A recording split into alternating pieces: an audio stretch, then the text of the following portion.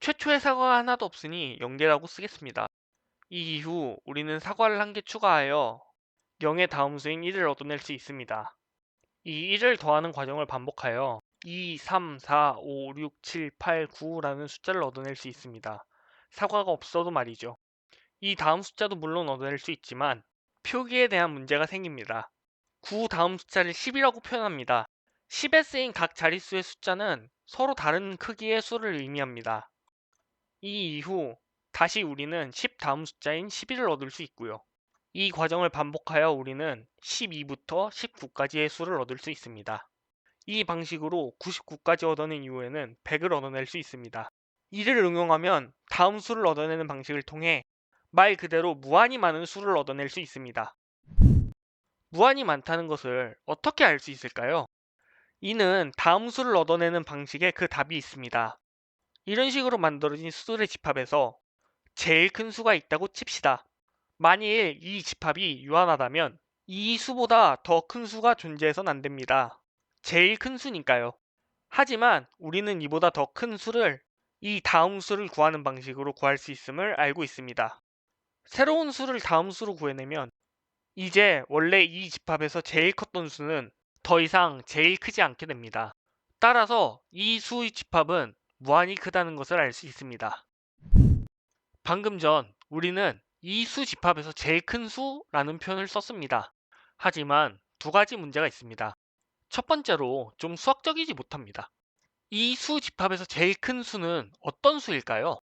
어떤 조건을 만족시키는 수가 이 수 집합에서 제일 큰 수가 될까요? 이 수 집합에서 제일 큰 수라는 표현은 상당히 애매합니다. 수 집합에서 적당히 커 보이는 수를 뽑았을 때 이 수가 제일 큰 수인지 아닌지 어떻게 판별할까요? 바로 수 사이의 대소 비교를 통해서 알아낼 수 있습니다. 만약 이 수가 이 수 집합에 존재하는 다른 어떤 수보다 크다면 이 수 집합에서 제일 크다는 사실을 알아낼 수 있습니다. 9는 아니네요. 즉, 조건을 명확히 하여 그걸 수학적으로도 표현할 수 있어야 합니다. 두 번째로, 이름이 너무 깁니다. 이 설명을 하는 내내 이 수 집합에서 제일 큰 수라는 표현을 반복해야 했습니다.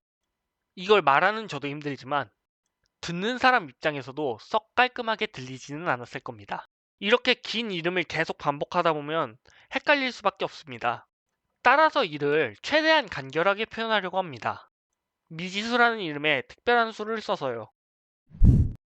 어떤 수가 있습니다. 이 수는 정해지지 않은 수입니다. 여태까지 배워왔던 숫자들은 그 특성상 값이 정해져 있기 때문에 어떤 수를 부르기 적합하지 않습니다. 따라서 새로운 문자를 이용해 이 숫자를 부를 것입니다. 초등학생 때 자주 썼던 네모도 괜찮고 알파벳 X, Y, Z 또는 한글 철자, 기역, 니은, 디귿을 이용해도 좋습니다. 이제 이를 미지수라고 하겠습니다. 이제 예시로 돌아가 봅시다. 이 수 집합에서 제일 큰 수를 X라고 부르겠습니다. 그러면 이제 매번 길게 말할 필요 없이 X라고만 하면 됩니다. 아주 간편하죠. 수학에서 미지수를 쓰는 이유는 미지수를 쓰는 것이 더 편하기 때문입니다. 이 어떤 수를 나타내는 미지수는 굉장히 강력한 도구이기도 한데요. 이는 어떤 상황을 일반적으로 바꾸는 데 도움이 되기 때문입니다. 아까 이 수 집합에서 제일 큰 수라는 표현이 수학적이지 않다고 했었는데 이를 미지수를 이용해 수학적인 표현으로 바꿔봅시다. 수 집합에 어떤 수 x가 있습니다. x가 수 집합에서 제일 큰 수가 되기 위해서는 이 수 집합의 다른 어떤 수보다도 x가 커야 합니다. 이 수 집합에 x가 아닌 다른 수 y가 있다고 하겠습니다. 즉 y는 x가 아닌 거죠. y가 x와 같지 않다는 뜻입니다. 이때 모든 y에 대해 x가 y 이상이면 x는 이 수 집합에서 제일 큰 수가 됩니다.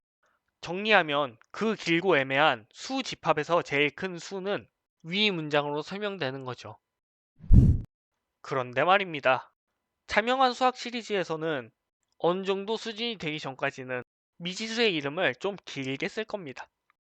단순히 말로 미지수는 간편하다로 넘기기에는 미지수는 그 특성상 복잡한 느낌이 있으니까요. 저는 한동안 화면에 x는 어떤 수라고 써놓고 이걸 어떤 수라고 읽을 것입니다. 다만 이번 경우처럼 이 수 집합에서 제일 큰 수라는 개념이 수학적으로 정의되지 않고 약속되지 않은 경우라면 쓸 수 없겠죠. 이 대표적인 사례로는 많은 학생을 당황시키는 0.999는 1의 사례가 있습니다. 간혹 이를 이해하려고 1에 한없이 다가가는 수라는 표현을 하고는 하는데 다가가는 수라는 표현이 정말이지 수학적이지 못하거든요. 수 집합에서 제일 큰 수와 같이 수학적으로 정의를 확실히 한 후에야 쓸 수 있으니까요. 이처럼 수를 대신하여 미지수를 사용하는 수학을 대수학이라고 합니다. 대신할 대를 써서요. 수학을 하지 말자였습니다.